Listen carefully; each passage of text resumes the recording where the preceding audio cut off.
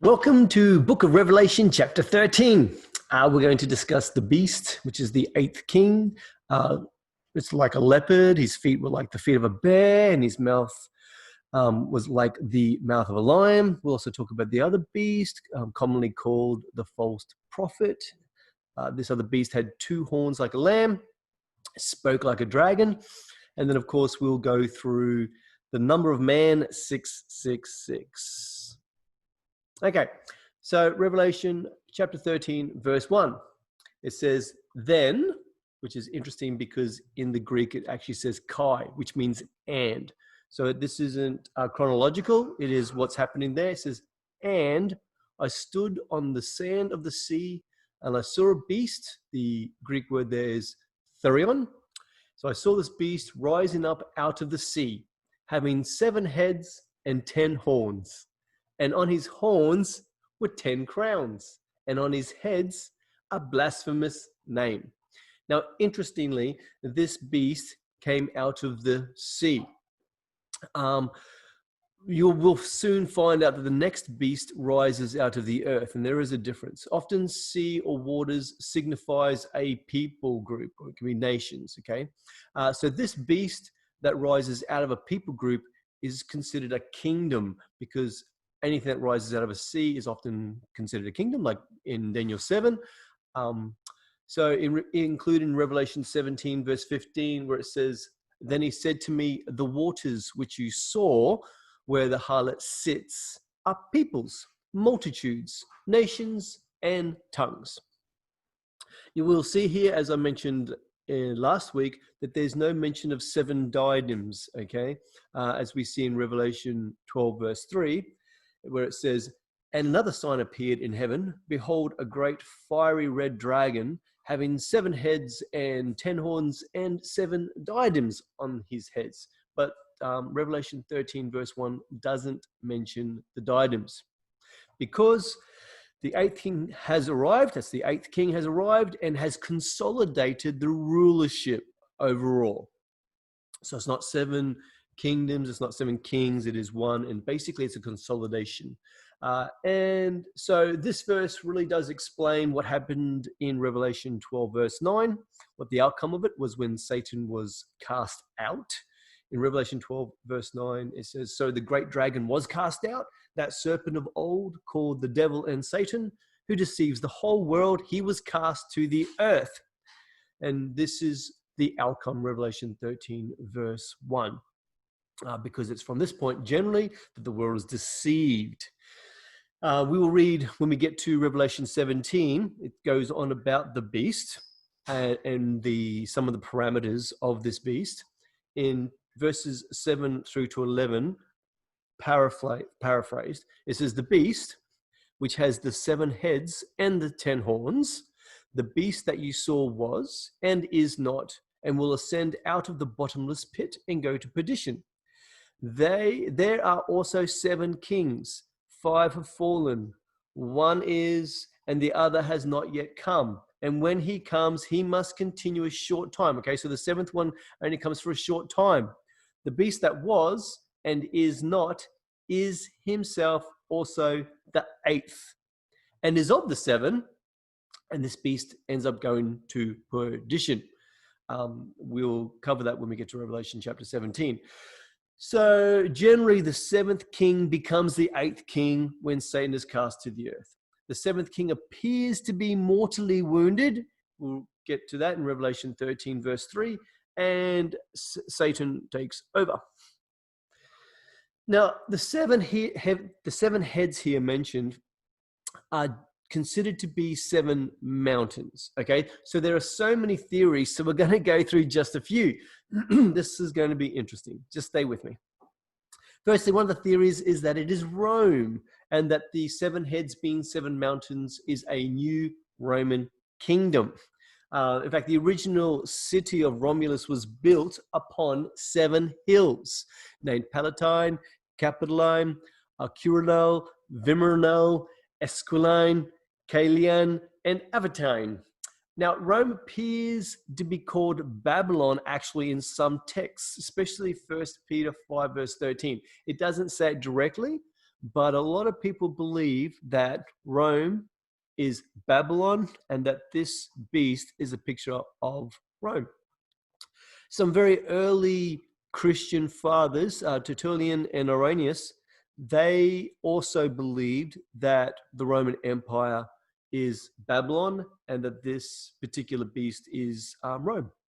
And they were around somewhere between circa 150 to 250 AD. In fact, because of their teachings, the Vatican is often blamed for being part of the beast's corruption or the harlot of the whole world. Just to support their theory, we have what's called the Dia Roma coin. The Dia Roma coin was minted in AD 71 in Asia Minor.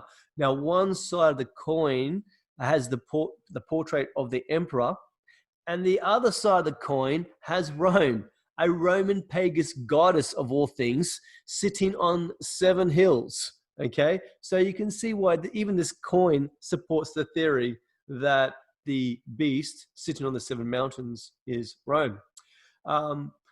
The Babylon is Rome view, however, fails to explain passages in the Bible which designate Babylon as the place of the final judgment.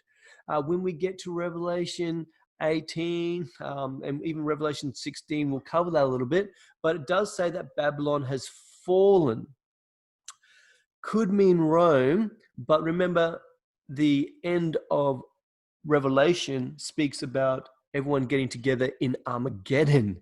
That's in Revelation 16 verse 16, where it says, and they gathered them together to the place called in Hebrew Armageddon. Okay, it doesn't say to a place called Rome. So that goes against the theory. In Revelation 17, we read of the great whore that the kings of the earth have committed fornication with her. Okay, they've committed fornication with her. Is that applicable in its fullness to Rome? Like, have the kings of Asia and the kings of Africa committed fornication with Rome and specifically with the Catholic Church? Maybe. But again, hard to move away from the fact that Babylon is going to be punished in its entirety in a place called Armageddon. So maybe the 7 heads are 7 mountains of historical kings. This is also plausible and probably partially correct. So king and their kingdoms are called mountains. In Revelation 17, 9 to 10, it says, here is the mind which has wisdom.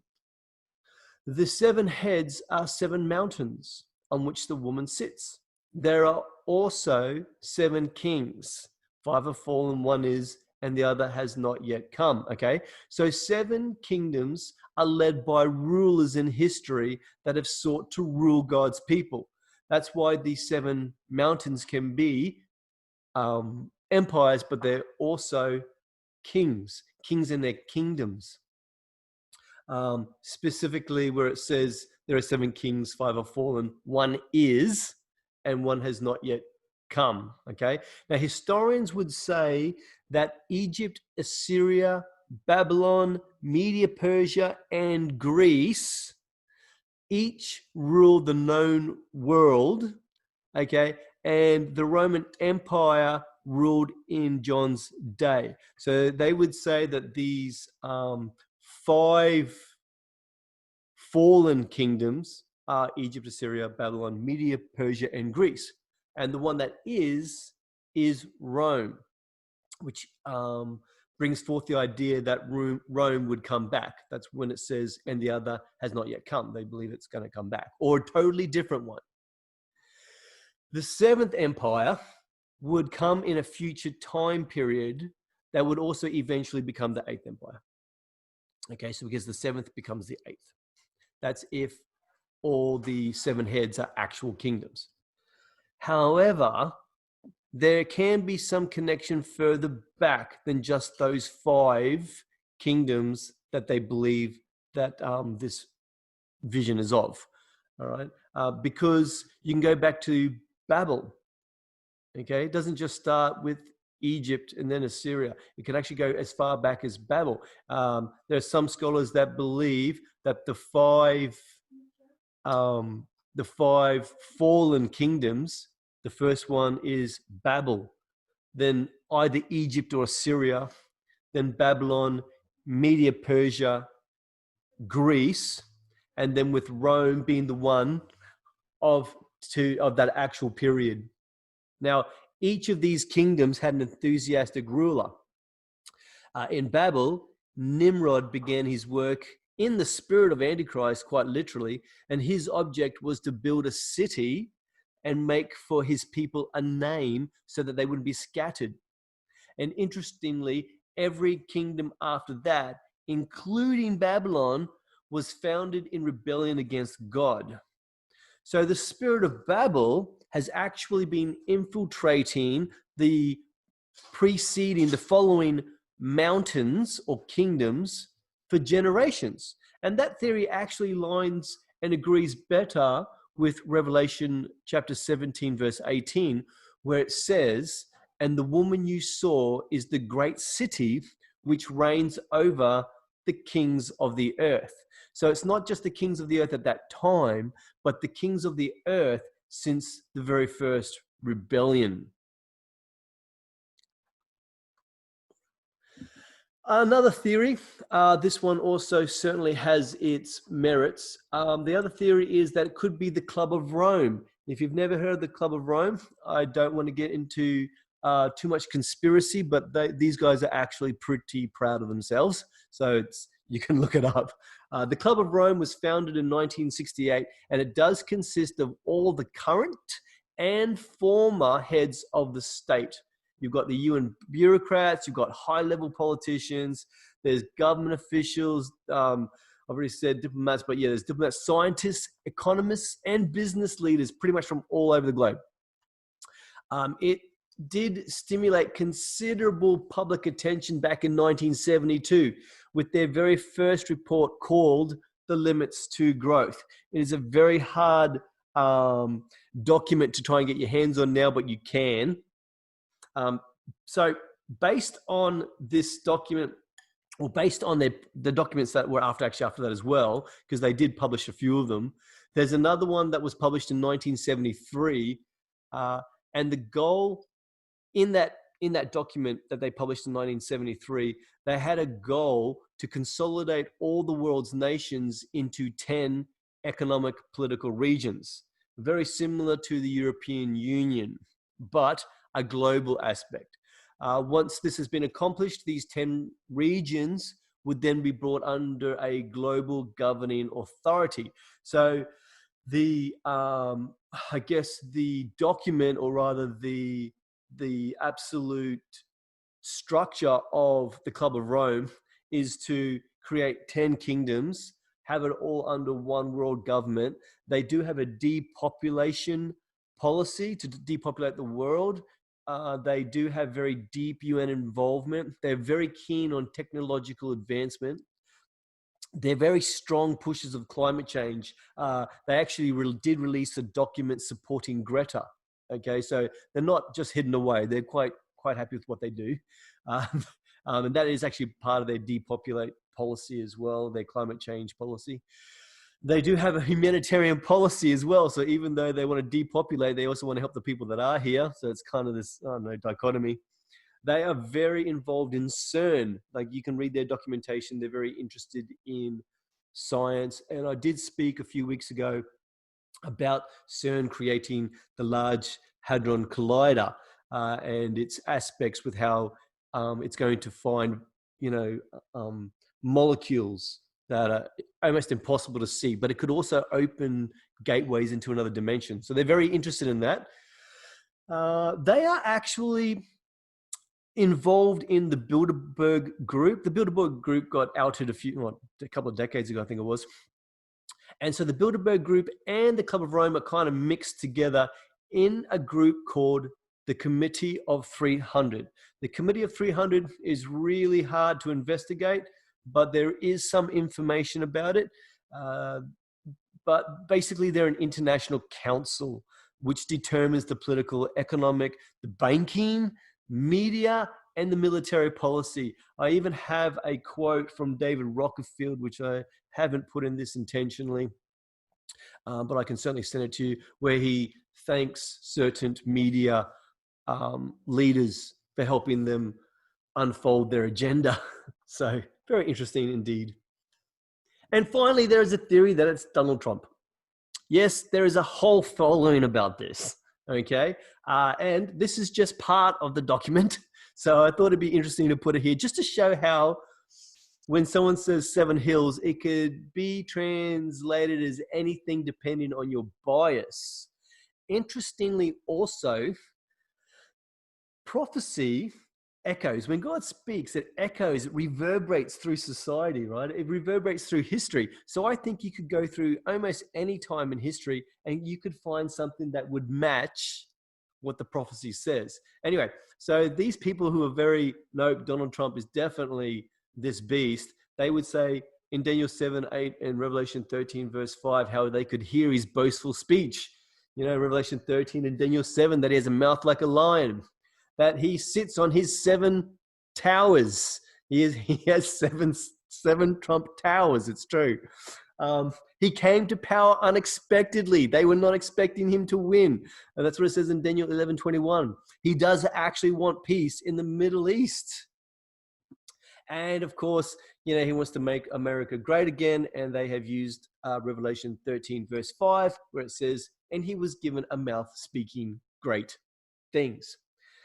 It is unlikely though, because I don't understand if he's ever been Assyrian or Jewish, but he certainly has married into the family. Anyway, that is typical America, thinking that everything is about them. Sorry for all the Americans watching this. Okay, 10 horns. That's just my wife laughing at me. 10 horns, and on his horns were 10 crowns. Now, the most popular interpretation of this, especially among preterist writers, is that the 10 horns are 10 kings, specifically individuals in the Roman Empire, who arose at one time to give the beast, remember they were like, no, this is definitely Rome. They gave Rome the power to wage the first Jewish-Roman war from AD 67 through to 70, okay? The problem with that is the Roman Empire had a lot more than just 10 regions. There was actually a period of time where they did have 10, but it turned into a lot more than that. So still plausible. Futurists, however, believe that this kingdom with 10 horns and 10 crowns is a future kingdom with 10 regional rulers. And these 10 regional rulers will certainly be run by the beast, which is why plausibly the one or the document that's outlined by the Club of Rome is actually was very plausible. It could be both. It could have definitely been Rome, and now it'll be also a future kingdom with 10 regions. All right, that was just verse 1. Verse 2, now the beast which I saw was like a leopard. His feet were like the feet of a bear, and his mouth like the mouth of a lion. The dragon gave him power, his throne, and great authority. This can be collaborated with Daniel 7. And again, I've cut up this a little bit just for the sake of time.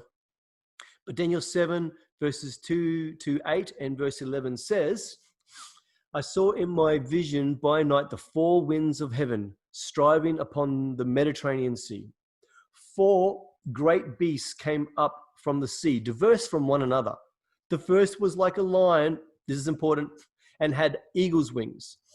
Another beast appeared, a second like a bear, and it raised itself up on one side again, and it had 3 ribs in its mouth between its teeth. Okay, in its mouth between its teeth. Okay, so again, that's important. The fact that there was a bear, it had 3 ribs in its mouth between its teeth. After this, I looked, and there was another, like a leopard, which had on its back 4 wings of a fowl and had 4 heads. After this, I saw the visions at night, our 4th beast, dreadful and terrible and exceedingly strong, and it had great iron teeth. It devoured and broke in pieces and stamped the rest with its feet.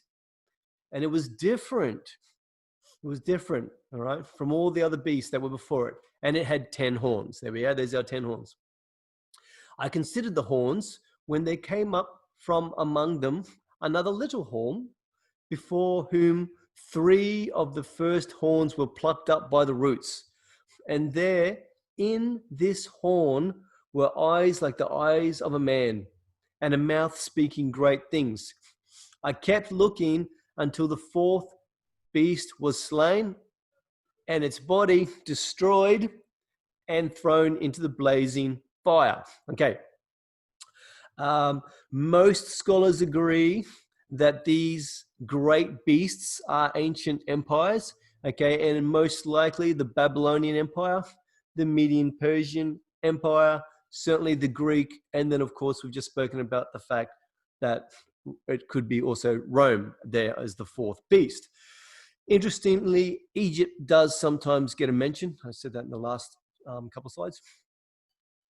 Another interesting thing is these kingdoms all have one in common thing. They all have one thing in common: the desire to rule Israel. Okay. In fact, throughout the centuries, there have been many other kingdoms and empires that certainly don't even get a look in this discussion. These ones all have the desire to rule Israel. Okay. Now, the final beast here, most scholars believe, historicists believe, and preterists believe, is Rome. However, it says very clearly here that the final beast is different than these 3 empires. So does Rome really fit the description? Was Rome really that different? No, it was actually a military rule, which isn't much different than the others. Now, certainly it might be the same from a historical view, okay? But I think here the reason why it's different is because of its end time significance. Now, considering also that historically Rome was not destroyed and thrown in a blazing fire, okay, as we read there in Daniel 7. No, the Roman Empire actually slowly withered and died over hundreds of years, and it has never been regathered as a kingdom. And so I think this is more evidence that although the beasts are historical, they also have end time characteristics. In Daniel 7:12, just to continue with the Daniel 7 context, it says, as concerning the rest of the beasts, they had their dominion taken away. Okay, so the 4th beast was killed off, burned, and then it says, as for the other 3 beasts, they did have their dominion taken away. And then it says in English, it says, yet their lives will be prolonged for a season and a time. That's what it says in England, in English. The Aramaic word here, okay, so Daniel 7 is written mostly in Aramaic, okay, Aramaic Hebrew. It's the word Yahab. Okay, Yahab doesn't mean prolonged. It actually says prolonged. I've got a little screenshot just there on the slide. You can see it says prolonged once, okay, because they weren't sure what to put in this particular sentence. It means give. So it says that their lives will be given for a season and time. So even though those first 3 beasts had their dominion taken away, at some point they will be given again for a season and a time. In fact, Yahab almost always means give, okay? So plausibly, the lion, the bear, and the leopard kingdoms still exist in some way during the reign of the Antichrist, as we see here in chapter 13. Or at least a future kingdom will have the characteristics of those ancient kingdoms. Remember, the first 3 beasts will come again at an appointed time. That's in Daniel 7, verse 12. Now, there are some who have suggested that we're seeing this right now. Very interestingly. Okay, so the lion with eagle's wings, they believe, is a Britain and USA allies alliance. Okay, so you've got Britain and the USA. So the lion with eagle's wings, USA with England. You've got the bear with its 3 ribs, which they believe is Russia. Plausible. And in its ribs, you've got the Syria, Turkey, and Iran. I know Syria is independent right now, but it looks like there will be a lot of evidence to suggest that Syria will come under the fold of Russia, Turkey, and Iran. And of course, the Leopard is a Germany-France alliance. You know, you've got the German tanks. Okay, so the Leopard German tank. So Germans always been like the Leopard's always been their symbol, the animal symbol, and France has a rooster, a fowl, as their national symbol. Yeah, so they're like, no, this is Leopard and France. Interestingly, this beast of Revelation chapter 13 is like a leopard, but the fowl wings have been removed. Okay, so the first beast that he saw was like a leopard, but it had fowl wings. And this one has leopard, but no fowl wings. Okay, the bear only has his stomping feet left, so ribs are gone. And the lion no longer has wings of an eagle. So some suggest that this final beast will be a union of all of the previous empires. The eagle's wings, which some have said is actually USA, will be the source of Israel's escape into the wilderness. That's pretty much impossible, but it might not be. Okay? Because remember in Revelation 12, eagle wings helped the helped the woman escape into the wilderness. Yeah. So a lot of scholars, modern interpreters, I guess you could call them, believe that this beast of Revelation 13 is what we're seeing right now, but a more grouped together beast of everything. All right. So everybody together. Revelation 13, verse 3. And I saw one of his heads as if, and the Greek word there's hos, which is very important. We need to get back to that. I saw one of his heads, hos, it had been mortally wounded, and his deadly wound was healed. The healed there in the Greek is therapeo. All right, so I saw one of his heads as if it had been mortally wounded, and his deadly wound was healed, and all the world marveled and followed the beast. Okay, Greek word hos. It means like, it means even as, but it doesn't mean is. It just means it's like. Okay, now this does not necessarily mean it's a fake death. It means that this head has died in some sense. Okay, it could be spiritually, but it could also be physically. But it does say, I saw one of the heads as if it had been mortally wounded. Later on, we find out how. Okay, and it says all the world marveled. So the deadly wound was healed. Now, the notion of death and resurrection can apply to a king, but it can also apply to a kingdom. So yes, a deadly wound of a kingdom can actually mean that the kingdom's been died off, but the kingdom has come back. So some suggest this is the resurrection of the previous kingdom in Daniel 7, specifically Rome.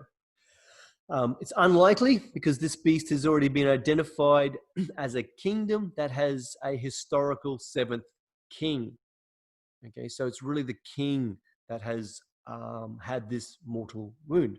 And we read that in Revelation 17, 10 to 11, where it says, these are also the seven kings. Okay, so it's not just a kingdom. This beast, or this head on the beast has been mortally wounded in some way and has been healed. And all the world has marveled, okay? And this head is a king. So some scholars agree that this likely means the seventh king comes to power.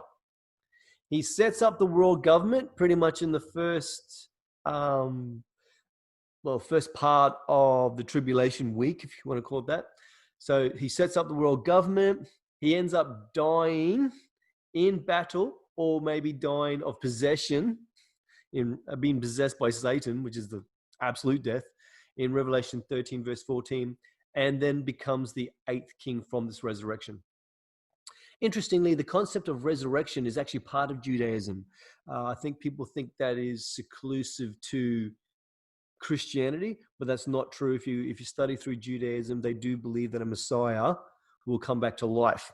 Okay, and this beast would certainly have their support. Now, that's just the ones who stick around. That's, they're not the ones who have seen the light and realize that this isn't the guy that they think he is, but there will still be a whole stack of Jews who will certainly give this beast their support, because true Israel, those who rejected the beast when the idol of abomination was set up, they have fled to the wilderness. So follow the beast. That's an interesting statement here.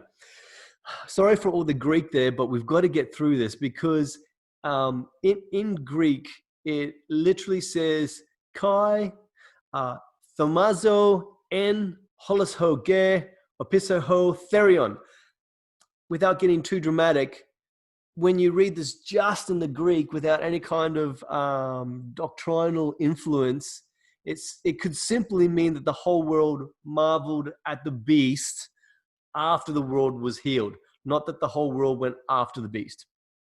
Okay, not that it really matters. It's just interesting how the whole world is now dumbfounded by the beast, and it was because he was healed. Is probably a better way to say it. Now here we see also the Greek word holos. Holos means all, completely, not part of it.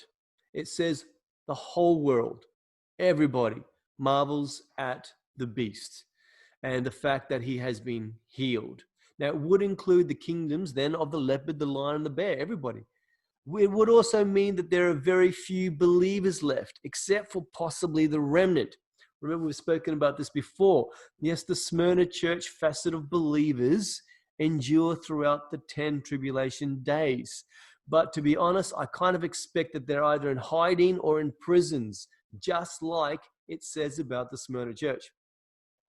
Israel, true Israel, ones who have thought, no, this is not the guy that we thought he was going to be. Israel has been protected and nourished in the wilderness. Some suggest by 144,000, some suggest that's what the 144,000 are doing. They're guarding them and looking after them. Or it could be ravens. Now, before you think of a million ravens coming and feeding, Israel hiding in the wilderness, in Hebrew, especially in 1 Kings 17, 4-6, the Hebrew word for ravens is ovim, okay? But with a slight different vocalization, like it's like Aravim, it actually means Arabs, interestingly. Yeah, in fact, there's a whole stack of discussion going on. Is like, was it ravens that fed Elijah, or was it the local Arabs? Okay, I do think it was ravens, but it could be here that maybe Israel is protected by local Arabs. And don't forget, there must be less than 10 righteous per city, as per the Abrahamic promise, before wrath is poured out. We see that in Genesis 18, 32-33. And here the Lord said, I will not destroy it. I will not pour out my wrath for the sake of 10. So the Lord went his way, and as soon as he finished speaking with Abraham, and then Abraham returned to his place, okay? But God was not going to pour out his wrath on any city if there was so much as 10 righteous people. But at this particular time in the book of Revelation 13, the whole world has marveled at the beast. There is less than 10 righteous people per city, which means God's wrath is going to flow rather freely.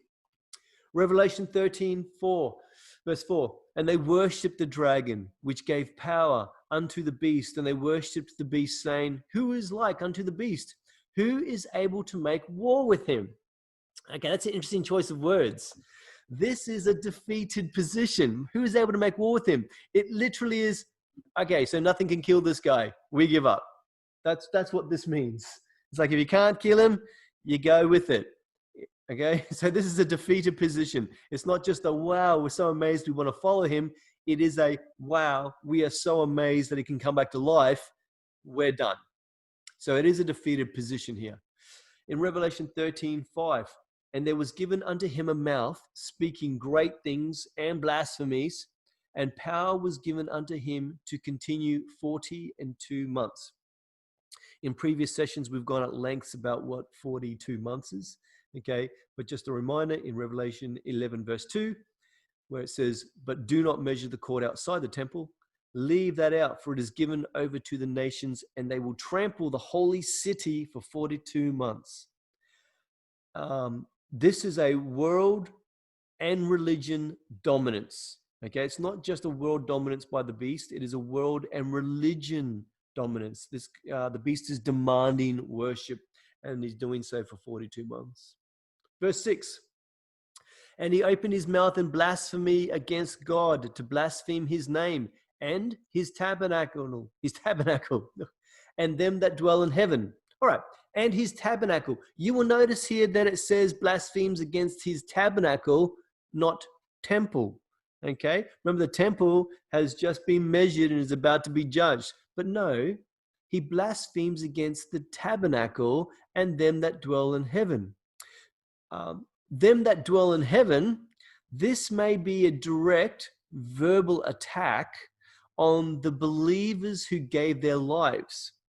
Okay, so he's blaspheming against the tabernacle because the temple's already done. He's also blaspheming against those in heaven. And yes, it could be those who have given their lives, but some have pointed out that maybe this is an attack at those who have been kept from the hour of trial, the Philadelphia church. So there is a theory that when, specifically this verse, that the reason why this beast is blaspheming against those that dwell in heaven is because they have been kept from the trial, from the hour of trial. In Revelation 13, verse 7, and it was given unto him to make war with the saints and to overcome them. And power was given him over all kindreds and tongues and nations. So this is a worldwide hunt for believers. Depending, I guess, on your eternal point of view, he wins. Okay, so it could be that this is good news or bad news, again, depending on your point of eternal point of view. But yeah, he wins. So it will either be death or imprisonment for believers, like, for example, the Smyrna church in Revelation chapter 2. Okay, Revelation 13, 8-9. And all that dwell upon the earth shall worship him. Notice you'll see the word all there again. Okay, so everybody is worshiping him, whose names are not written in the book of life of the Lamb slain from the foundation of the world. If any man have an ear, let him hear.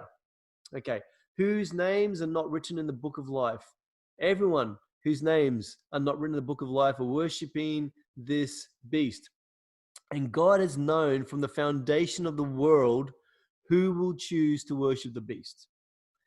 In Revelation 13, verse 10, this is actually pretty cool.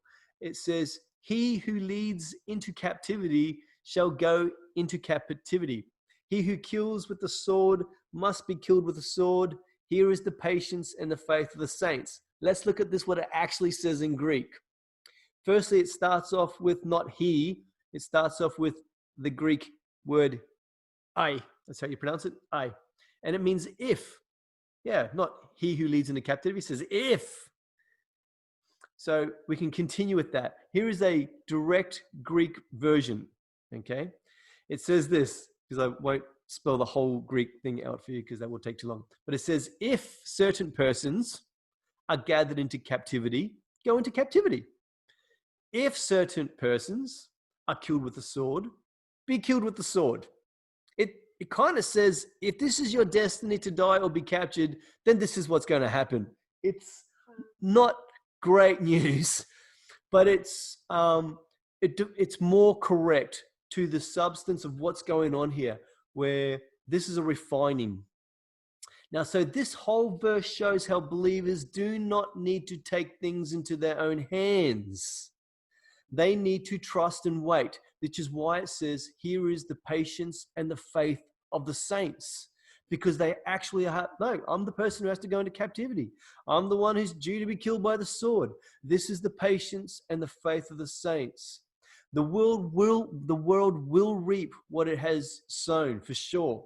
Okay, but again, Jesus made this clear in Matthew 26, verse 52, where it says, "Put your sword in its place, for all who take the sword will perish by the sword."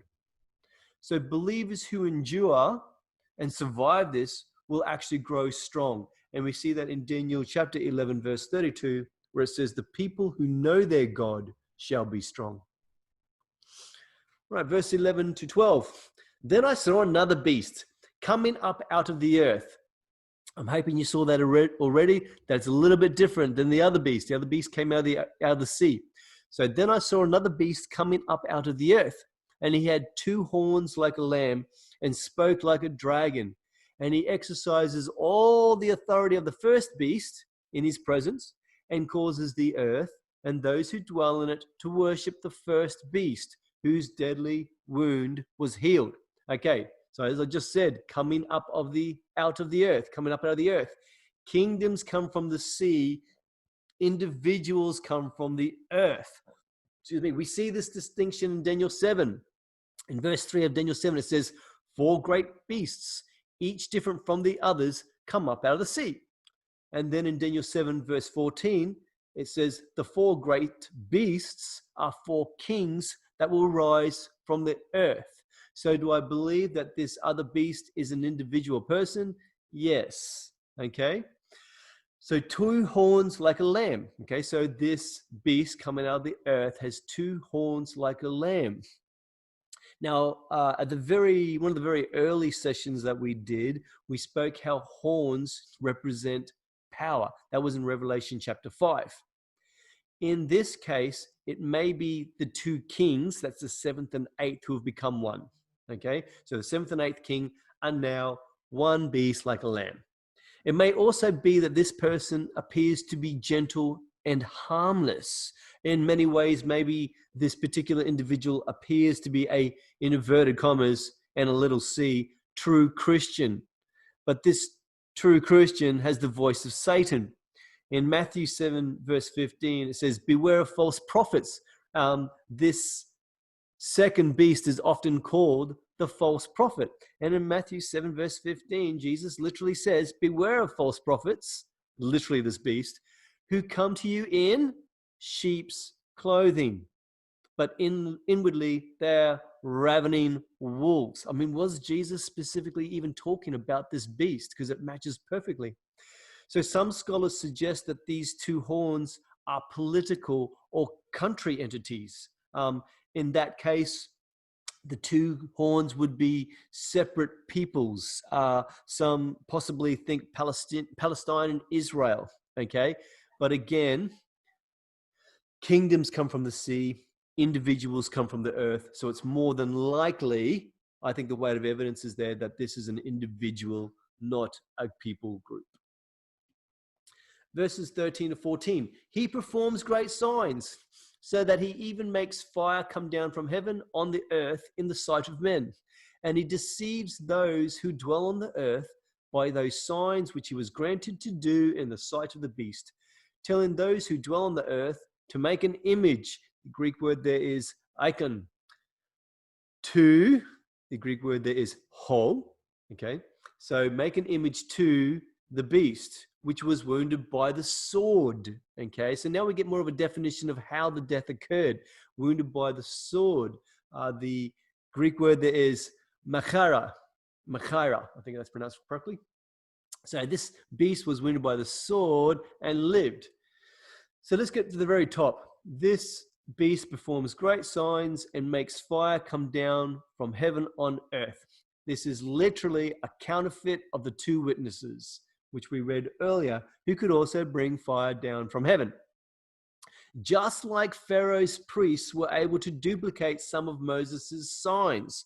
In Exodus 7, verse 11, it says, but Pharaoh also called the wise men and the sorcerers, so the magicians of Egypt, they also did in like manner with their enchantments. Okay, so yes, this is a counterfeit signs and wonders of what the 2 witnesses are actually currently doing. So what about the image? Is it a statue? Well, the Greek word there, icon, literally means anything of likeness. Okay, not just necessarily a statue. It's a likeness. We see the same Greek word in Colossians 1 verse 15, speaking of Jesus, where it says that Jesus is the image of the invisible God, the firstborn over all creation. So it's not just a statue. It could actually be anything that represents the beast or even looks like the beast. So how is this beast killed? Well, the word Machaira is used in the word sword, like mostly, okay, but sometimes it's used to mean war. So wounded during war. For example, in Matthew 10, verse 34, Jesus says, "Do not think that I come to bring peace on earth. I do not come to bring peace, but a sword. I do not come to bring but war," which is the opposite of peace. Okay, so it could be that the seventh king actually dies during one of the battles and comes back as the eighth king. And the reason why it's like he died is because he is possessed now. In verse 15, he was given power. I put there in the red that the word power isn't mentioned in any of the texts at all. Okay, I just couldn't find it. I looked through quite a few. It literally says, and he was given to give breath. That's what it says, okay? Anyway, so he was given to give breath, and the Greek word there is pneuma, which some of you probably recognize already. But it gives breath to the image of the beast, that the image of the beast should both speak and cause as many as would not worship the image of the beast to be killed. So give breath here. The Greek word is pneuma. It is not the word life. Some people say, he was given power and the statue comes to life. In Greek, the word life is always zoa. All right? Always. It's never pneuma. Pneuma is almost always spirit. Okay? In fact, pneuma is mentioned, with the Holy Spirit and the Spirit within us. It's always spirit. So this is an anti-Holy Spirit. Okay? Not just brings it to life. No. This image now has its own anti-Holy Spirit. A sign of the Messiah actually is called a golem. I'm not trying to get too technical here, but modern Judaism believes that the Messiah will create a golem. A golem is basically an unformed statue, okay? It is something that's created. The term golem is actually used in the Bible in Psalms 139, verse 16, to mean unformed. It says, "Your eyes saw my substance, yet being unformed, yet being a golem." So this golem that's all through Jewish folklore and tradition and literature is usually created from mud or clay, but modern rabbinical authorities believe that a golem could be created from anything, including technology, which they would include. And I've seen this in some of their literature where they say a robot, like robots and technology. So not just mud or clay, but it's a creature created from the things we have around us that is brought to life through ritual and mystical incantations. It's usually combinations of the Hebrew alphabet and the sacred names of God. In fact, there are multiple stories of certain rabbi, the Hebrew word is the plural of rabbi is rabbot, but there are plenty of stories of rabbi who have claimed to create their own golem, and it pretty much always ends badly. Okay, so we don't know if those stories are true, but what we do know is that in modern Judaism, they will look for a Messiah. They will look for a prophet who can produce a golem, a statue, an image come to life. Okay, then this the very last part of that says that they will cause as many who would not worship the image of the beast to be killed. Now, scriptural evidence supports that the method of execution would be by beheading. In Revelation 20, verse 4, it says, "Then I saw the souls of those who had been beheaded for their witness to Jesus and for the word of God, who had not worshipped the beast or his image, and had not received his mark on their foreheads or on their hand." And we will discuss, this is pretty interesting because this happened really recently. We will discuss some of the recent changes to the medical codes that bring modern society in line with beheading. And we'll get that when we get into Revelation chapter 20. So yes, you have to wait till then. Verses 16 and 19, he causes all, both small and great, rich and poor, free and slave, to receive a mark. The Greek word there is charagma, charagma. So he causes them to receive this mark on, and the Greek word there is epi. Okay, epi.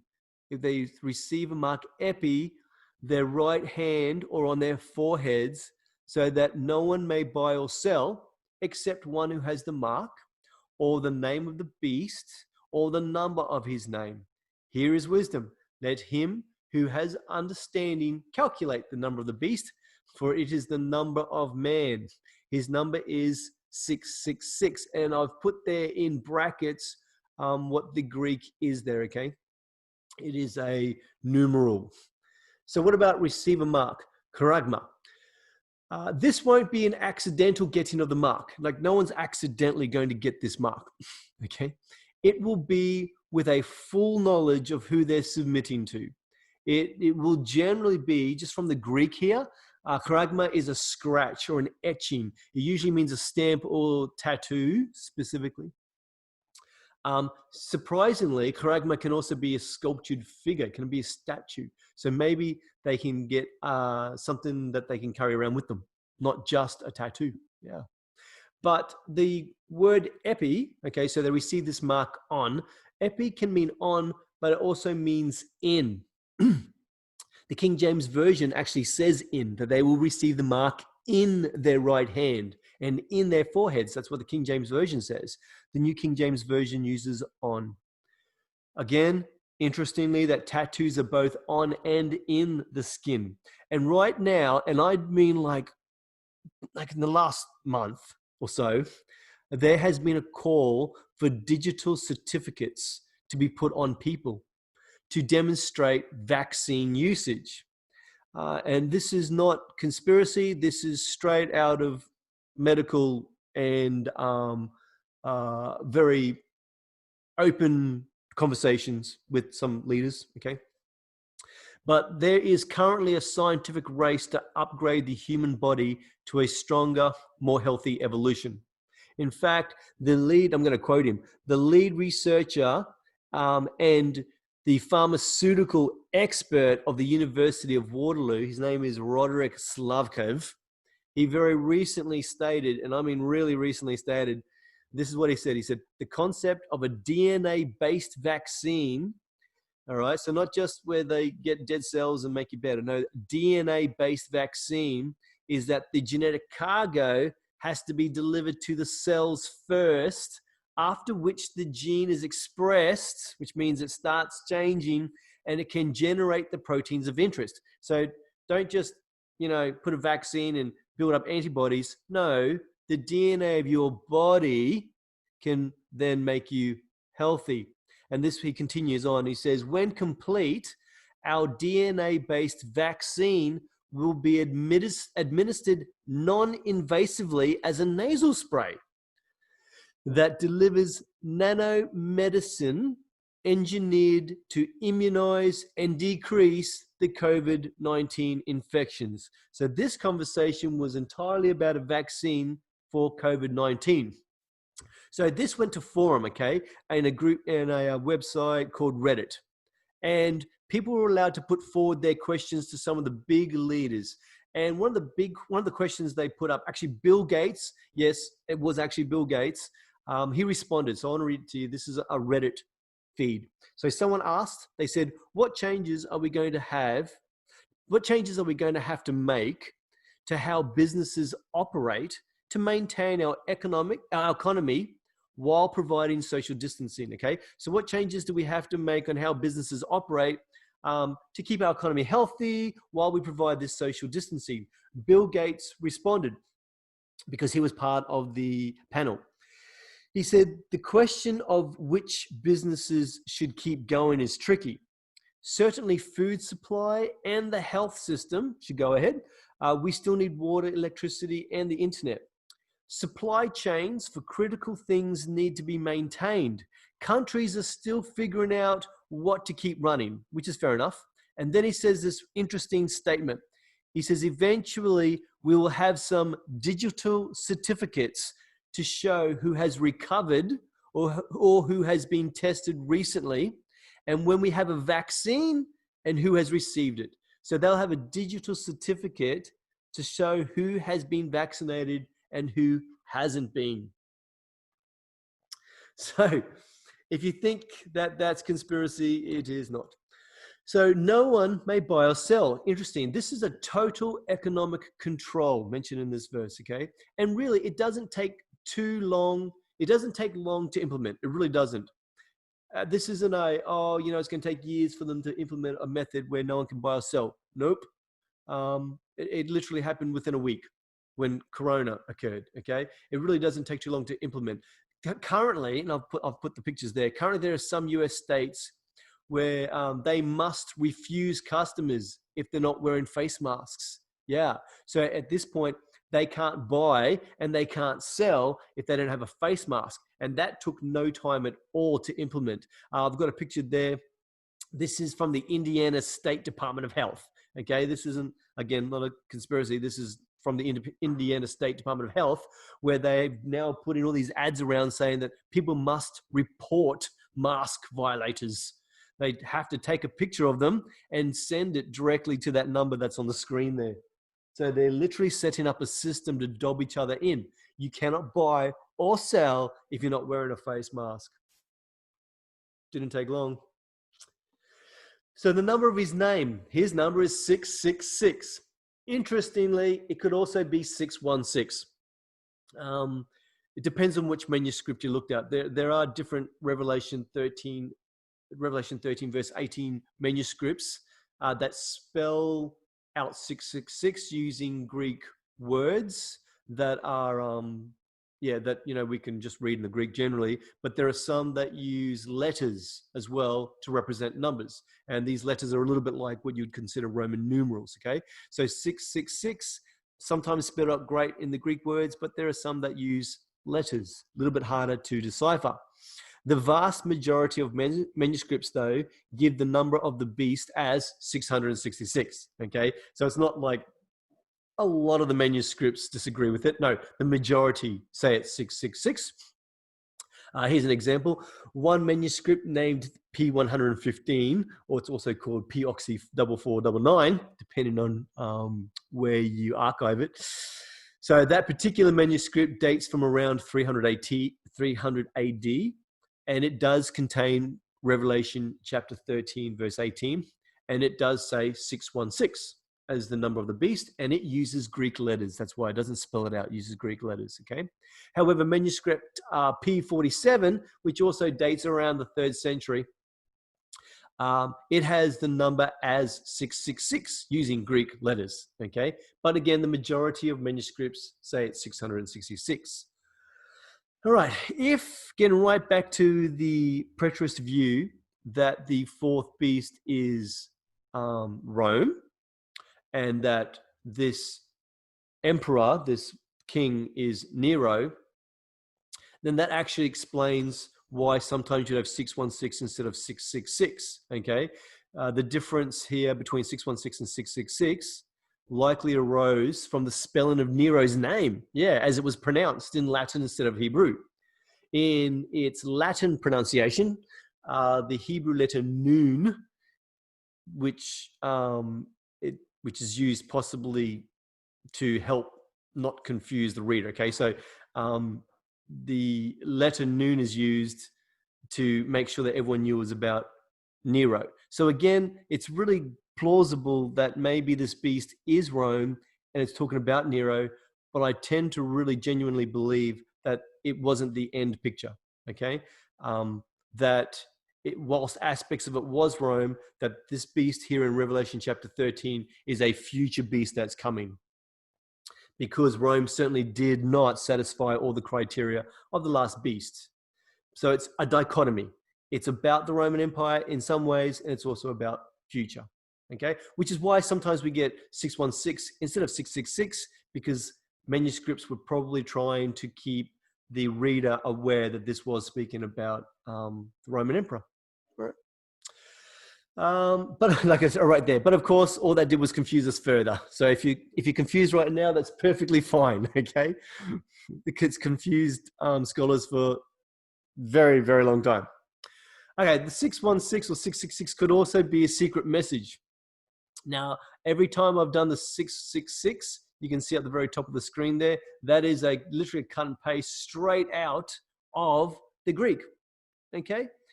And it follows the form perfectly of in the name of Allah. So when you turn that, when you look at that from an Arab point of view, they read that as in the name of Allah. So there is a very strong belief amongst a lot of people that this was actually hinting that this beast will have very strong Islamic idealisms, including their beheading, and so and actually other factors as well. But I found that very interesting, and it could certainly play a part in it. Next week, Revelation chapter 14, we'll speak about the Lamb on the Mount Zion versus the Mount of Olives. Okay, they're not the same time period. Or at least I'm going to try and demonstrate that. They also, you've got the 144,000 there being mentioned, and of course, Babylon being judged.